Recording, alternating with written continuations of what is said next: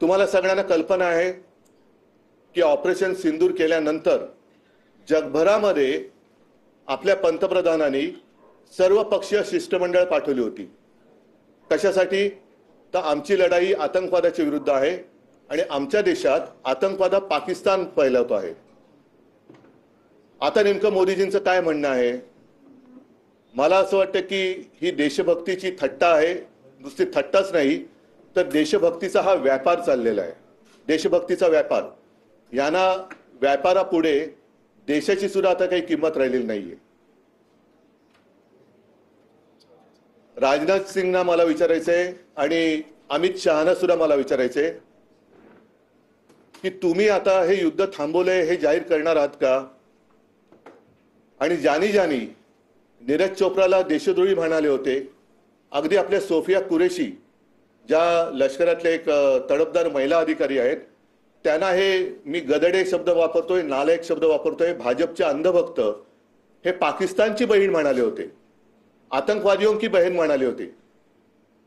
त्या गदड्यांचं आता काय करणार? आणि पाकिस्तान बद्दल आपली नेमकी भूमिका तरी काय आहे?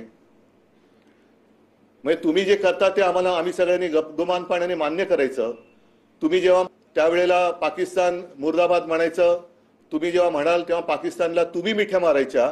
म्हणजे जवान तिकडे लढणार, जवान तिकडे शहीद होणार, आपले नागरिक, भारतीय नागरिक, अगदी हो मी असं म्हणेन की तेव्हा त्यांना धर्म विचारून गोळ्या घातल्या गेल्या होत्या, हिंदू म्हणून गोळ्या घातल्या गेल्या होत्या. आणि हे जर सत्य आहे तर भाजपच्या लेखी, पंतप्रधानांच्या लेखी देशाची आणि हिंदुत्वाची काही किंमत आहे की नाही? का हिंदुत्वापेक्षाही देशापेक्षाही त्यांना व्यापार मोठा वाटतोय? हे त्यांनी स्पष्ट केलं पाहिजे. आणि असं काही नाहीये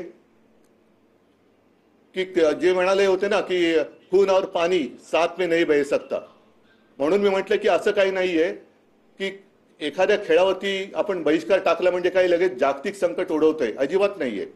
यापूर्वी सुद्धा अशा घटना घडलेल्या आहेत. मी तर म्हणेन ही अजून एक मोठी संधी आहे. जे पंतप्रधानांना जगभरामध्ये शिष्टमंडळ पाठवून जमलेलं नाही ते एका या सामन्यावरती बहिष्कार टाकून आपण जगाला दाखवू शकलो असतो की आतंकवादाच्या विरुद्ध आम्ही आहोत. आमच्या देशामध्ये पाकिस्तान हा दहशतवाद फैलावतो आहे, दहशतवादी घुसवतो आहे आणि जोपर्यंत पाकिस्तान या कारवाया थांबवत नाही तोपर्यंत आम्ही पाणीच काय कोणतेही संबंध पाकिस्तान बरोबर ठेवणार नाही. आणि हीच भूमिका शिवसेना प्रमुखांची होती. मला आठवतंय मी स्वतः तेव्हा हजर होतो. जावेद मियादाद इकडे आले होते किंवा आला होता, त्याला तोंडावरती ठामपणाने बाळासाहेबांनी सांगितलं होतं, हिंदू हृदय सम्राटांनी सांगितलं होतं की हे सगळा फालतूपणा बंद कर. जोपर्यंत पाकिस्तान आमच्या देशाशी नीट वागत नाही तोपर्यंत क्रिकेट वगैरे मी माझ्या देशात होऊ देणार नाही. आणि मग मला आज खरोखर सुषमा स्वराज यांची आठवण येते. त्या परराष्ट्र मंत्री होत्या आणि आत्ताचे जे आहेत जयशंकर, नुसतं नावात शंकर आहे, बाकी काय करतात कल्पना नाही मला. जयशंकर, कसला जय आणि कसला शंकर?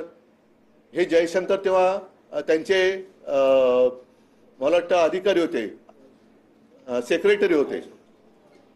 त्याच्यानंतर दुसरं जे म्हटलं जातं की त्यावेळेला सरदार पटेल हे पंतप्रधान हवे होते. मला तर असं वाटतं की आज सरदार पटेल हे पंतप्रधान पाहिजे होते.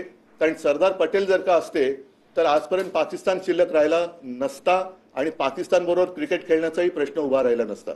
आणि म्हणूनच